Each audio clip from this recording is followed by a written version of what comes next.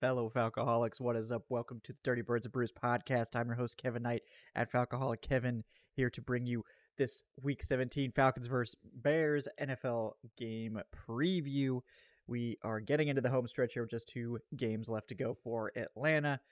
And maybe a third, if we're lucky, maybe a fourth if we're extremely lucky, because the Falcons still aren't out of it, but they basically have to win out and hope for quite a bit of help, strangely from the Saints this week in particular, to keep them in the running for the division. And then the wild card is a whole ass mess that we won't even really try to decipher. Suffice to say that there's a small chance they could also get the wild card, but we'll just sort of gloss over that because it's too complicated to bother with until we at least get past this game, which is certainly not a gimme. The Bears have been playing a lot better as of late. They're 4-2 in their last 6 after a very, very shaky start.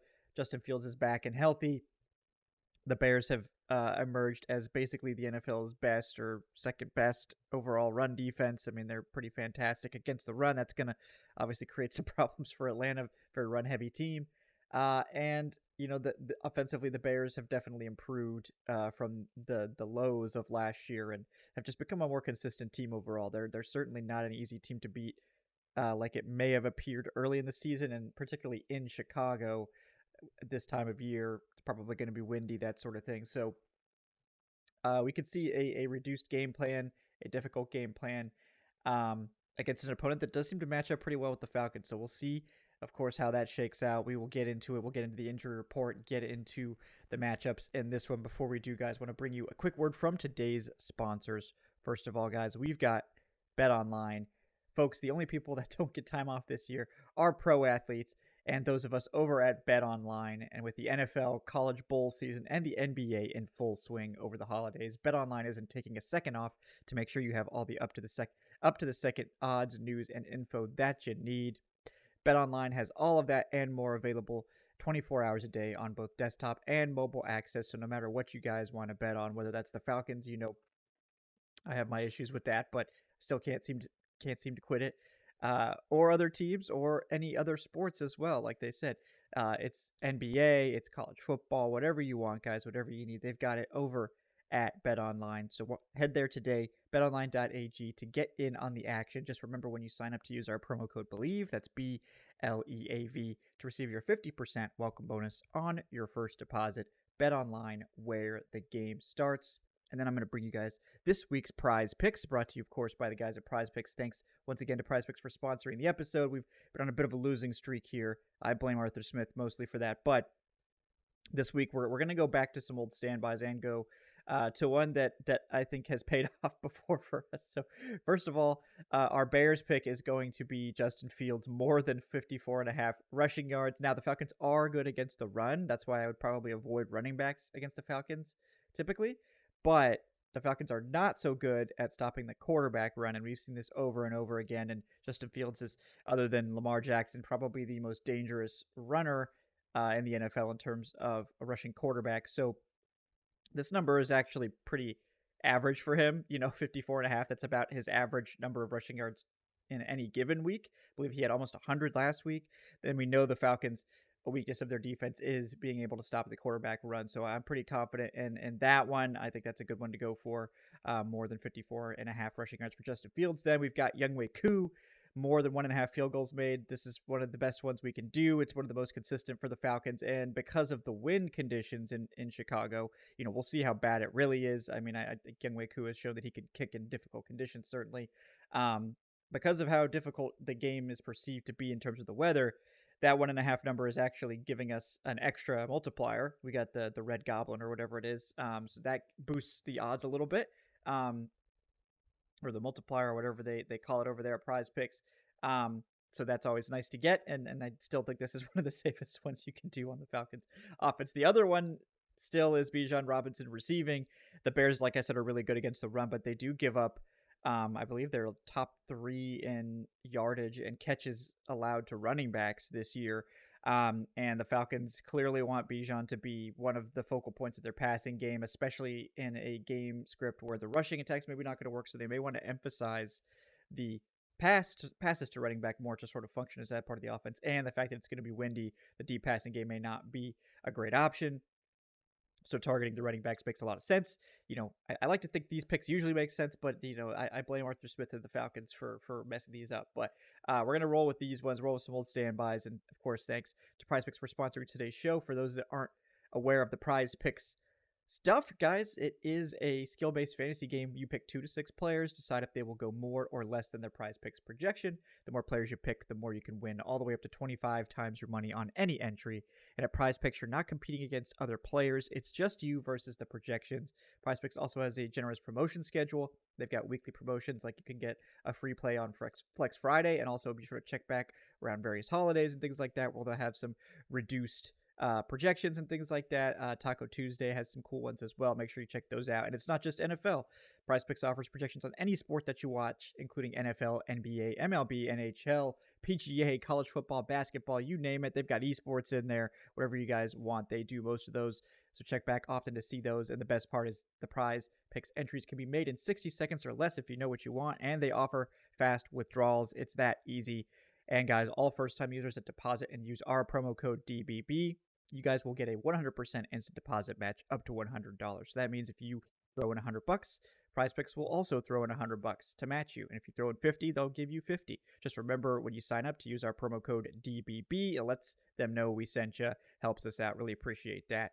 PrizePicks is daily fantasy, folks, so it's available in 31 U.S. states, D.C., and most of Canada. Specifically, it's available in Georgia. So that is a big one, obviously. And again, thanks to PrizePicks for sponsoring today's episode. All right, folks, let's dive in to this Falcons versus Bears matchup. As I said, it's a difficult one for the Falcons. I think the Bears sort of match up uniquely well against Atlanta, given their strong run defense and their emphasis on the quarterback run, which is really one of the only things the Falcons defense doesn't defend well. Before we get to the specific matchups, let's take a look at the injury report. The Falcons are definitely looking better than they have in previous weeks. They have quite a few people limited, but nobody really missing practice. I mean, we had Calais Campbell and Cordell Patterson with their typical Wednesday rest day, but otherwise, we've got 6 players limited. That would be Lorenzo Carter with a neck injury, Drew Dahlman with an ankle injury, Taylor Heineke with a ankle injury, Chris Lindstrom with an ankle injury, a lot of ankle problems out there. David Onyemata also with an ankle injury, Caleb McGarry with a knee injury, and Jake Matthews with a knee injury. So you never like to see that many players, especially on the offensive line, limited, but most of these guys played through these last week. Dahlman, Heineke, Lindstrom, Jake Matthews, obviously, and Lorenzo Carter did pick up the neck injury during the game, but he was able to return. So it seems likely that these guys will play, or at least most of them will. We'll have to see if anyone gets downgraded on Friday, but if not, they're probably going to play, even though they might not be 100%. And again, the Falcons are typically cautious, especially with the veteran players, not trying to push them too hard or anything like that. So we'll see how that continues over the week. For the Bears, they've got a couple notable guys that could miss this game. Tevin Jenkins looks like he's on track to clear the concussion protocol. He has practiced in full on Wednesday and Thursday, so that's good news for him, certainly. Tight end Cole Kmet and Darnell Mooney are the 2 guys that were not participating so far this week on Wednesday or Thursday. Kmet is out with a knee injury, at least so far, so we'll see if he's able to practice at all. But that one, he left the game last week and was not able to return, and that's a big loss for them because the Falcons, the other thing other than quarterback run is they don't cover tight ends particularly well, so losing Cole Kmet would be certainly a blow to that Bears offense. And then the other one is also an offensive target for Justin Fields and Darnell Mooney. He is in the concussion protocol. He did not practice on Wednesday or Thursday, so there's still a chance he could return if he's able to practice on Friday and then clear on Saturday, but we'll have to see. Lucas Patrick, the offensive lineman, he did not participate on Wednesday, but was upgraded to limited on Thursday.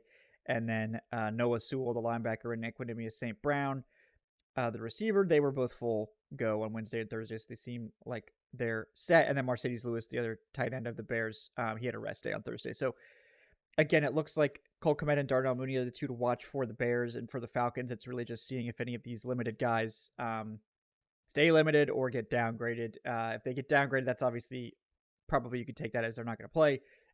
If they stay limited, they're probably going to be questionable, and if they get up to full, then they're probably not going to have a designation. So fingers crossed that the offensive line isn't missing that many players against a Bears front that certainly got a lot better, and that's where we're going to sort of segue into this Bears conversation. where honestly, it's been a big shift for the Bears. Early in the season, this team was getting blasted up and down the field on defense.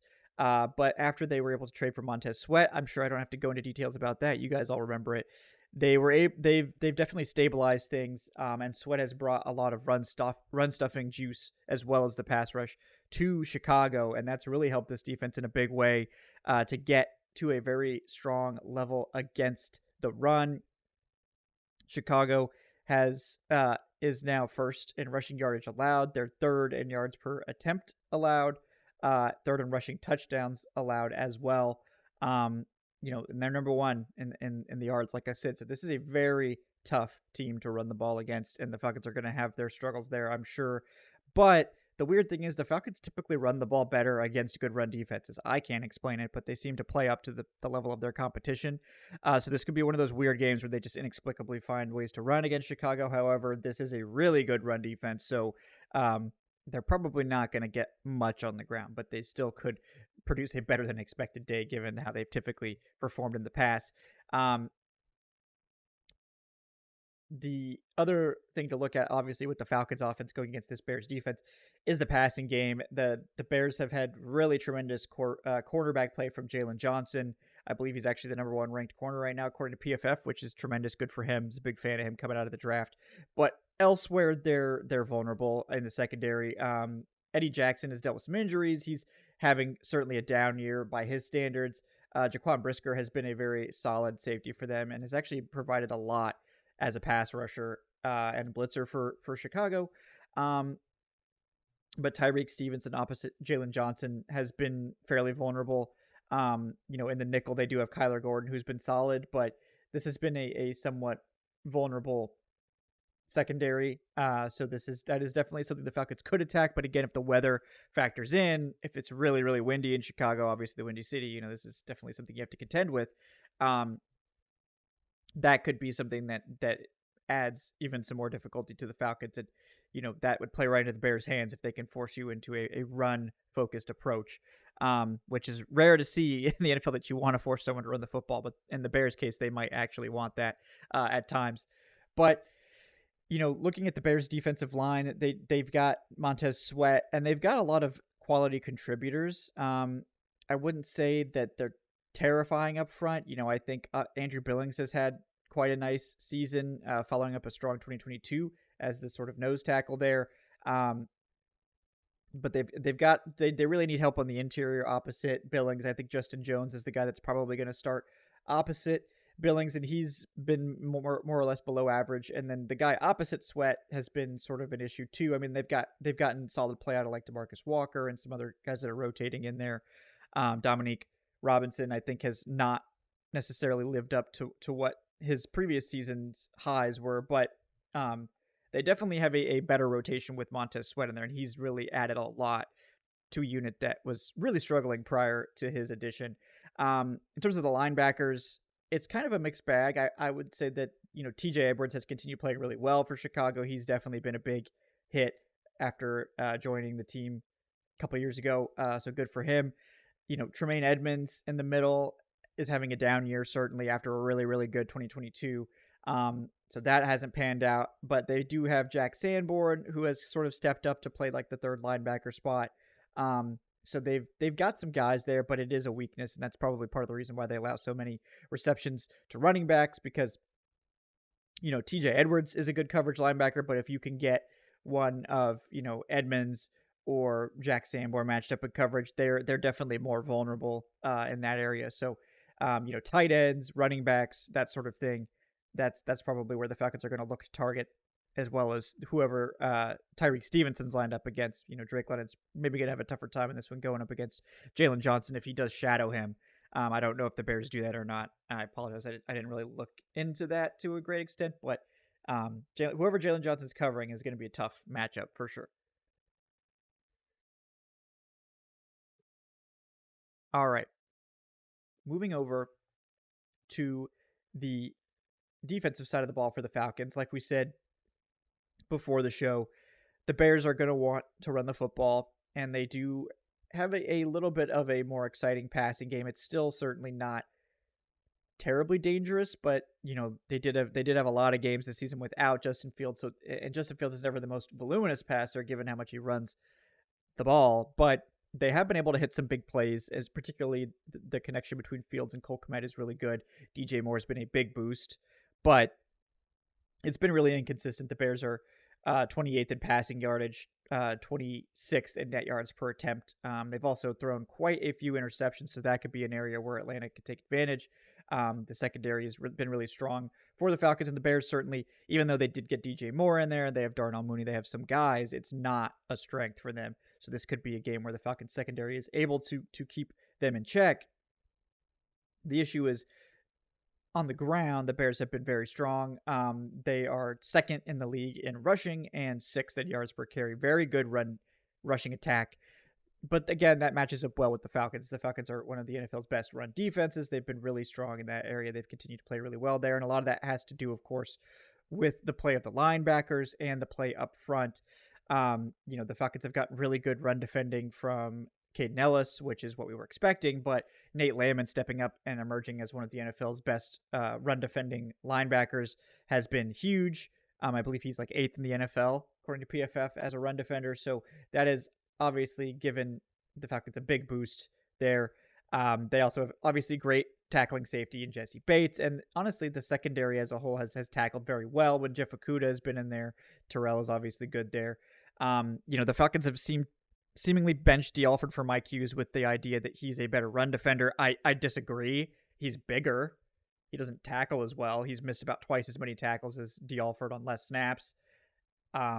So I disagree with that decision. But again, the one thing that I could see that they haven't really mentioned is that D. Alford has blitzed decently well, but Mike Hughes is kind of a blitz specialist, and that might, depending on the opponent, if they want to really emphasize the slot blitz, that's one area where I think Hughes has actually been better. So if that's why they want him out there, I mean, I guess, but given, that usually the most important thing is coverage, I would think that would be the best, the equalizer. I mean, I think if it's like, oh, well, D. Alford's returning punts, he can't play defense, then it's not worth him returning punts, just fair catch it. But, we'll see. That's really my one beef with the defense in general. But we've obviously started to get some really encouraging play. Lorenzo Carter over the past several weeks has really emerged as a really tough run defender. That's been nice to see. Zach Harrison, the rookie, 3 sacks in the last 2 games. Tremendous. Seems like he's really coming on. And then obviously Arnold Ebiketie leads the Falcons in sacks. He added another one last week. Calais Campbell's still great. David Onyemata is back, hopefully going to be a little bit healthier. And then we'll see who's starting opposite AJ Terrell. That's the big question, right? Is it going to be Clark Phillips again? Are they going to go back to Jeff Okudah? This week I think is certainly a game where it would make sense to play Okudah out there, given the probably run heavy approach that we're going to see from the Bears. But we'll see. And then DeMarco Hellams seems to have replaced Richie Grant as a safety, but Grant did play a lot last week as sort of that dime package defender. Played a lot in the box. Hellams also good in the box, so we'll see how they distribute those snaps. But the Bears, they do have some good offensive linemen. It's been really nice to see Tevin Jenkins finally find a home at left guard. He's been playing really well there. And then they've got Braxton Jones, 5th rounder from last year, who's really emerged as a quality left tackle. That's always nice to see. Darnell Wright has started to stabilize after a little bit of a shaky start, but he's at right tackle. Top 10 pick last year. Good to see that, obviously, from him. But they've had some struggles on the interior. Nate Davis and Lucas Patrick at center. Those guys have, Lucas Patrick, I believe, is a reserve. Nope. He was starting week 1, so my bad. I'm thinking of somebody else that was missing time. Maybe it was Cody Whitehair that I think is injured for the Bears. Apologize. But Patrick has struggled at center. Davis has struggled a bit at right guard. And then I think Darnell Wright has definitely improved. So this is a vulnerable offensive line, particularly on the right side, but still good, I would say average overall. And they're really good at run blocking. So the Falcons know that game. At this point, Justin Fields, great running quarterback, getting better as a passer, in my opinion. Still not tremendous there, but I do think that he's taken some steps there.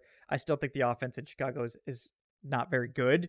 I think Luke Getsy is not a particularly good coordinator, so we're not really getting to see the full power of maybe what Justin Fields can execute. I don't think the scheme is, they're really running him like an absurd amount. Like it's like they don't really know what to do with him. Um, it does seem like the Bears do have their running back room healthy again with Khalil Herbert and Deontay Foreman and those guys. In Bijan Robinson's teammate, Roshan Johnson's mixing in as well. So yeah, I mean, I think that's the run is going to be the key. That's always the key when you're playing the Bears. It was the key last year too, particularly Justin Fields, because Justin Fields can run wild on you, and given my prize picks, I certainly think that he's going to run for a lot. I don't know if he's going to take over the game or anything like that, but I do think that stopping the run is the key for the Falcons here, and I think they have the personnel to do it. They've stopped the run really well throughout the season, but Fields is the one. Like I think they can stop Khalil Herbert and Deontay Foreman. Those guys are obviously very good, but it'll be tough to keep Justin Fields and those guys in check. The Falcons are probably going to have to play a lot more zone than they typically like. They really like to play man, but against a running quarterback, you have to play zone. You don't want to turn your back to the quarterback and let him run wild. So that may stress the secondary out more than they're used to. But again, if Cole Kmet misses this game, that's a huge loss for Chicago. He's kind of Justin Fields' security blanket. Obviously, DJ Moore has emerged as the number one target in Chicago. Makes a lot of sense. But Darnell Mooney might not play as their slot receiver, and Tyler Scott on the outside, definitely one of my guys that I was a big fan of in the draft. Desmond Ritter's teammate from Cincy, hasn't taken off certainly as a wide receiver 2 or anything like that in his rookie year, which doesn't shock me. But at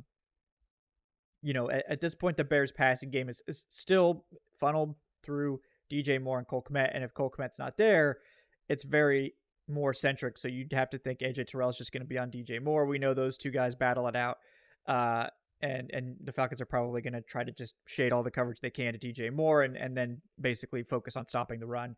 And that's kind of the way to beat the Chicago team on their home turf. It's going to be difficult. Obviously, this team has played a lot better, especially on defense. Since the second half of the season, like I said, they're 4-2 in their last 6, and they have Carolina's first round pick. So they're not overly concerned about ruining their draft pick when they've got Carolina's number 1 overall pick. But, I think this is a tough game. This is a difficult matchup, obviously, for Atlanta, given the Bears' strengths against the run and the Falcons' struggles stopping tight ends and running quarterbacks. But we did just see the Falcons play their best game. So can they build on that momentum? That's the big question, right? Can they make that a stepping stone for finishing the season strong? Because I still think Arthur Smith needs to finish the season strong to keep his job. The Colts game definitely quieted down the crazy flaming torches that everyone were bringing out prior to that game, but they're still probably going to miss the playoffs. So the best thing Arthur Smith can do to keep his job is to win out, get that winning record that he's never gotten in the previous 2 years.